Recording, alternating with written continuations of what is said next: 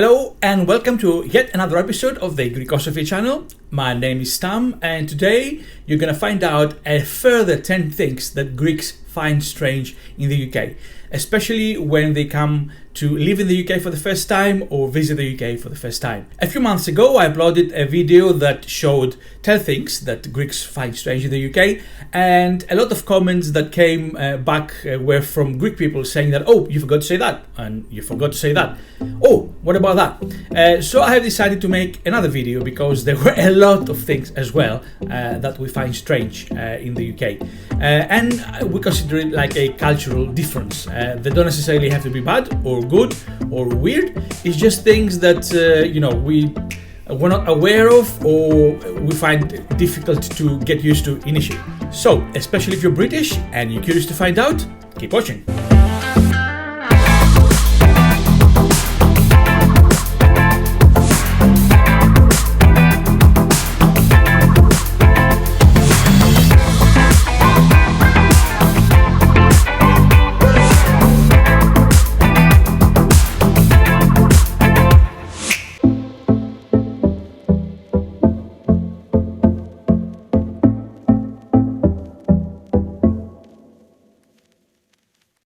This is one of the things that if you visit the UK for the first time, you certainly have to get used to first thing, otherwise you're going to end up in hospital or worse. You see, in Greece, like in most parts of Europe, the wheel is on the left-hand side of the car and you drive the car on the right-hand side of the road.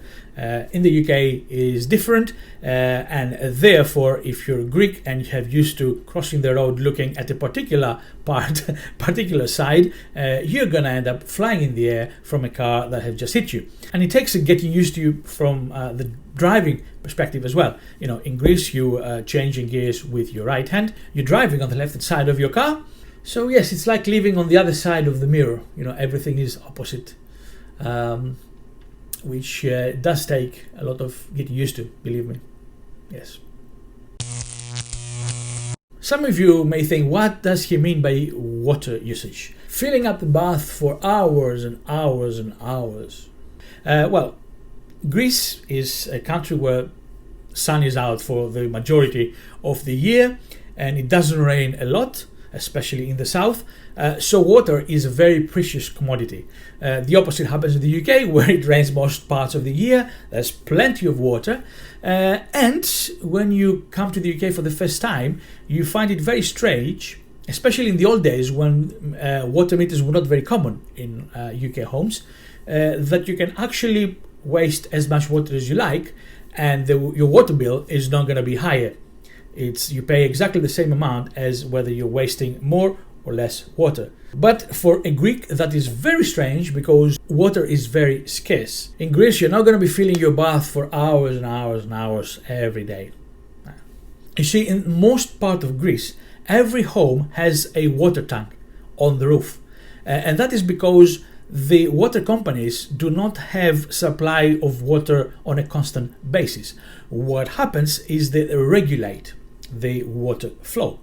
And therefore what happens is, let's say you live in a big city, on a particular part of the city, the water company will send water, let's say, through the pipes on a particular day, on particular days, and therefore you will fill your water tanks on that particular day, and therefore you will be using that water for the remainder of the week.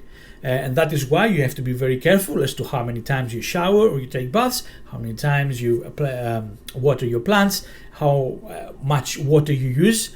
I remember, when I was shaving in Greece, I don't just leave the tap open all the time to shave. I filled up a little bit on the bath and I was using that water. That is an example. But it is the water usage in Greece is the complete opposite of the water usage in the UK. Every home has a water meter, so the more water you spend, the more you pay. And the other thing that Greeks find strange in the UK is that how come in a country that rains for 364.5 days a year, if it doesn't rain for a month, suddenly water shortage warnings appear.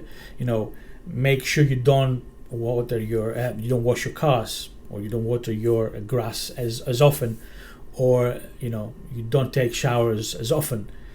I remember when they were advising that you should use the same bath water for this, that family members should use the same bath water. Is that really healthy? It is unbelievable for a Greek person living in a hot country in Greece and having such huge water shortage to believe that in a country such as the UK, a month of no rain can cause such havoc with the supply of water. So you can imagine what happens in Greece, that it doesn't rain so often.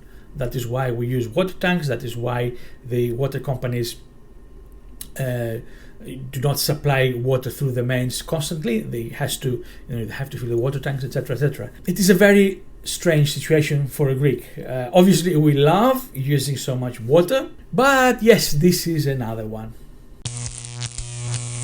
Αχ, κουνελάκι, κουνελάκι, ξύλο που θα το φας. I wasn't sure whether I should put this particular point in this video, but I feel brave.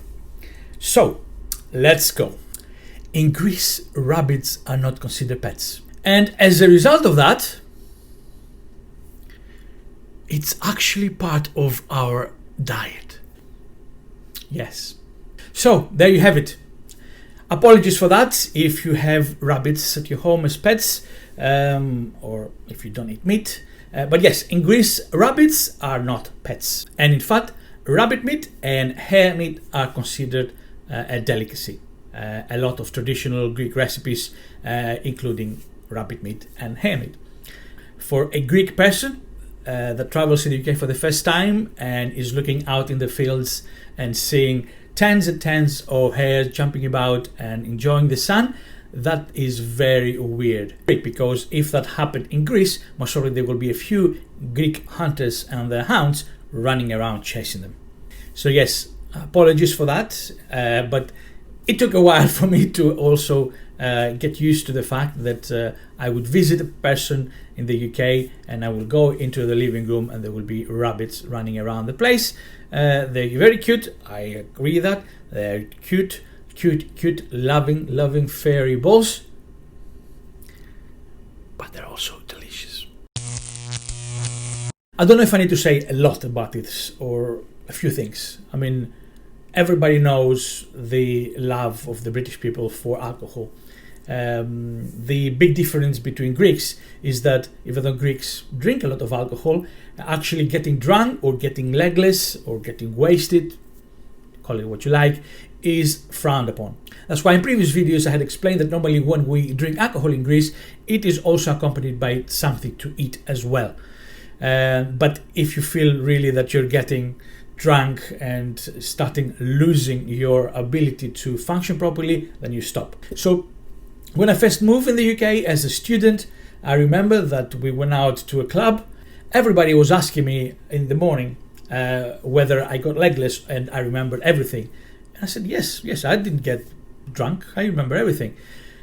And everybody was like, oh, boring. And it took me by surprise. I said, what do they mean boring? Why do you expect me to get legless and don't remember a thing? And of course, after a while, I realized that, especially for the young generation, not remembering what happened the previous night and getting legless and, getting wasted and waking up with a hangover is the epitome of a successful night out. It is something that Greeks don't understand it. We feel that a successful night out is having a great time with your friends. Yes, having a few drinks, enjoying, dancing, singing, whatever else. But you can, certainly wake up in the morning without needing a hangover to prove that it was a great night. Certainly remembering everything that happened, because at the end of the day, it's the remembering the good experiences that is the important part. And I can understand that a lot of things have happened and a lot of laws have changed with regards to drinking in the UK, but there is constantly a problem, and that problem obviously arises when British go abroad. The 1830 hotspots. No need for me to tell you all the examples. So yes, the drinking culture in the UK, it's not something that Greeks particularly like. or strive to imitate. It is something that we frown upon. Fishing is a great hobby, a great way to pass time with friends or alone, enjoy the outdoors. It's great. It's great.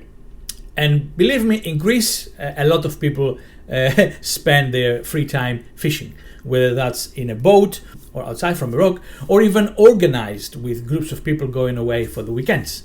However, there is a big difference between fishing as a hobby in Greece and fishing as a hobby in the UK.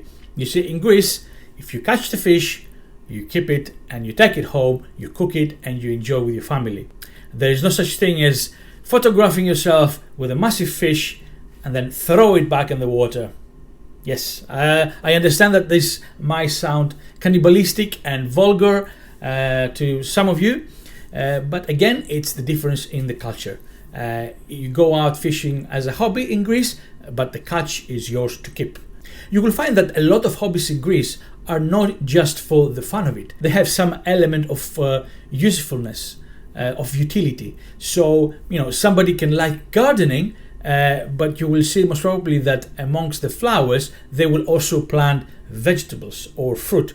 Why? Because, what's the point of spending hours taking care of flowers that are just going to die after a while anyway, while you can also have some vegetables to eat and some fruit to eat. And it's the same, I guess, with fishing. What's the point of just enjoying fishing if you cannot enjoy the fruits of the fishing part?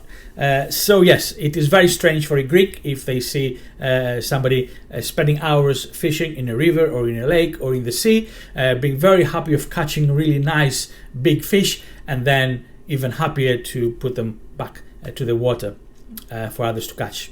It is quite strange for us. Yes, Steve Apelip, yes. Yes, we have to be seen cool. We have to be seen ice cold. Nothing phases us. Nothing. The traditional, typical British Steve Apelip. Or is it English Steve Apelip? I'm pretty sure it's British Steve Apelip. Anyway, for a Greek or a Mediterranean person in general, we just don't understand the use of it and the purpose of it. You see, we are hot-blooded. If we are happy, we will be celebrating. If we laugh out loud. If we cry out loud. If we are unhappy or angry, we throw things away. You will know about it. Even if we speak normally, you hear us as if we're screaming. So, in a devastating situation, to be expected to keep a stiff upper lip and pretend to the outside world that we don't feel anything, that is a very strange concept to us. I guess it really sang in my mind, this Steve Apelip situation, when Princess Diana died, and I watched live on TV her funeral, and her two boys at the time, the two princes, were following the procession, and if that was a kid in Greece, most probably would be crying its eyes out, and most probably they did, in the palace and behind the scenes. But it sort of struck me there and then. You said, these are little young kids and their mother has passed away, and there is no emotion showing there. There was a sadness, obviously, but not emotion that you would expect from a kid their age to feel. I might sound unfair on that point, and I agree with that. But it was that point. It was that point that struck me in my mind as, how big this thing is. And I personally don't agree with that. I think that you should be expressing your feelings. Otherwise, if you keep them inside, I don't care what will others feel. If I'm unhappy, if I've lost somebody, I don't care how the others would feel about my feelings. If I've lost somebody I love, I'm not going to pretend that everything is all right. It's not healthy. It's not good. I'm going to feel distraught. If I feel like crying, I will cry. If I feel like screaming, I will scream, until the point comes where you've cried as much as you could, no tears left. You've shouted as much as you could. There's no voice in you left, and you feel the relief now, and now you can calm down and start recovering. But until that happens, I don't see the element of keeping a stiff upper lip. Sorry guys, I don't agree with that. Oh, this is one of my pet hates. I mean, I created Greekosophy because I love, with passion, fresh, homemade food. And I just don't like the UK's passion with ready-made meals, whether they're microwavable meals, whether they're frozen meals, buying takeaways 5 times a week. Do this experiment for me. Go in a UK major supermarket and walk around the aisles and total up how many aisles are actually there to sell fresh produce, whether it's fruit, whether it's vegetables, whether it's meat, whether it's fish, and then count the remaining aisles that are there for just ready-made packed food. And I'm not talking about frozen meals, microwavable meals, canned meals, but also crisps, chocolate, sweets, all that thing, snacks that you can actually eat on the go. And you will see that there's very little number of aisles selling fresh food, and a lot selling ready-made food. And whether it's junk or not, I just don't understand that. I know that people say, yes, we're working for longer hours and we don't have enough time to do that. But for me personally, I think that if somebody can spend an hour each evening watching their favorite soap operas, then they definitely have half an hour spare to prepare a nice, quick, delicious homemade meal for them and their family. So put it this way, I have seen people that spend £200 on a pair of shoes, they spend £100 on a pair of trousers, but they shiver to finding that, a whole chicken, for example, might be £8. I'd rather buy the frozen chicken nuggets that I can microwave them for like £1. For me, if you're prepared to spend a lot of money on what you wear outside, and you're not prepared to spend at least equal amount of money to what you put inside your body, then maybe your priorities are not exactly right. Maybe. But yes, I hate microwavable meals. I don't have a microwave in my kitchen. In the Greekosophy restaurant, I banned microwaves, even though some of my chefs wanted just to have one just in case. No microwaves. In the past, I lived with British students that for a whole year, they have only cooked once, and the remaining of their meals were ready-made meals and takeaways. I have no problem with buying a takeaway every now and then. Everybody does it. But that has to be the exception, not the norm. And yes, this is very strange for us Greeks, because in Greece we grow up with, cooking at home all the time, having a lot of fresh vegetables, a lot of fresh meat, etc. Obviously, we do take takeaways, but it is not the everyday norm. It is the exception to the rule, not the other way around. This is one of the things that we like about the UK, but at the same time, it can cause a lot of problems in the workplace because there is a big cultural difference on that element between the Greeks and the British. And we do say thank you, but it doesn't come out automatically all the time. It is genuinely felt. So sometimes this can cause problems. Please understand this. It's not because we're rude, it's because in our language, please and thank you does not follow every single sentence, okay? We will say thank you and we will say please, but in various occasions, not in every single sentence. So from personal experience, I have seen many times, especially in an environment where there are Greeks and British working together, that misunderstandings can occur. It does feel nice when somebody tells you to do something and they end the sentence with a please. And it does feel nice when you do something for them and they say thank you.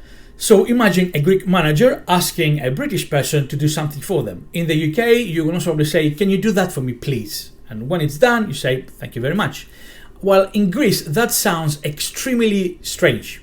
Not because we are rude, it's because it is the way that we speak.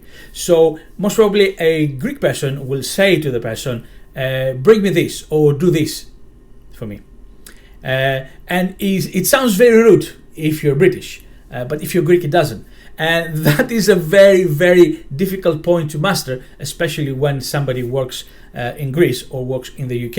I have personally seen a lot of misunderstandings between staff because, for example, a British person thinks that if the manager tells him, give me this, do this, and not reciprocating with a thank you or asking with a please, it's very rude.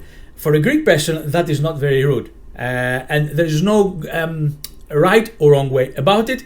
Obviously, if you work in the UK, you have to follow the way that the British people say please and thank you all the time. But if you're in Greece, people might look at you quite strange if you keep on following every single sentence of yours with a please and following it up with a thank you. So something to be careful about. But yes, I personally like it. I think all Greeks in the UK like the fact that there is a please and a thank you in the sentencing. But be aware when you're working with foreigners that because that might not be common in the language, it doesn't mean that they are rude. Queuing. Well, let's start with queuing in Greece. You see, in Greece, queuing does not mean forming a line one person behind the other. It means forming a circle where the end point is in the middle of the circle and everybody else is forming around it.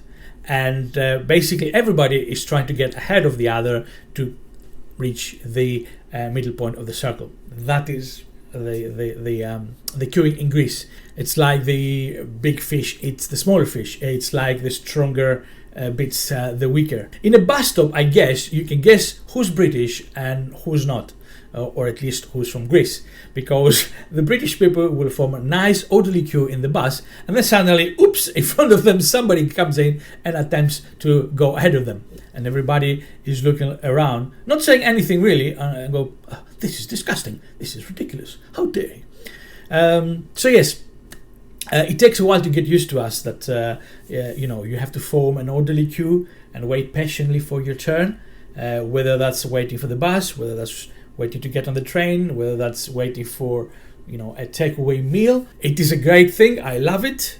When I go to Greece, I try to do it, and a lot of the times I lose the fight, and a lot of people come around me, but I don't let them get away with it.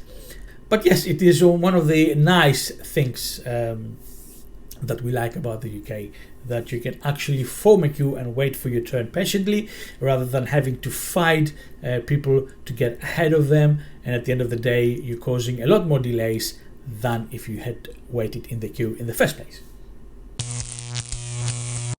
Greece obviously has roundabouts, but definitely not as many as in the UK. Don't get me wrong, I love roundabouts. It's so easy to solve bottlenecking problems in traffic. It's so easy to keep the flow going. But sometimes the UK tends to take it a little bit over the top. You find in very small neighborhoods, a tiny road, nobody really drives around, and there is a little roundabout in the middle of it. But in general, it's a very, very good thing. I think in Greece we should be making a lot more roundabouts, even though with the crazy way the Greek drivers are driving, I don't know if it's going to be any good. But it is definitely one of the things that we like in the UK. They definitely solve a lot of traffic problems. They're easy on the eye. Yes, we like them. So now you know another 10 things that us Greeks find strange in the UK. I hope that this video has not offended anybody, especially when it came to rabbit or drinking culture. It is just a video that provides an honest view without keeping anything for what us Greeks find strange in the UK. And as I said before, strange does not necessarily mean that it's not good. It means that it's different. We find it different because our two cultures are very, very different. So thank you very much for watching. Again, if you think that there's other things that I should be putting in videos such as this, for example, if you're Greek and you find that there are other things that Greeks find strange in the UK, by all means put them in the comments below, and I'm quite happy to make a third video with those points. Again, if you like or hate anything on this video, please put your comments below and I'd be happy to address them. But for now, thank you very, very much for watching. Don't forget to subscribe, and I will see you next time.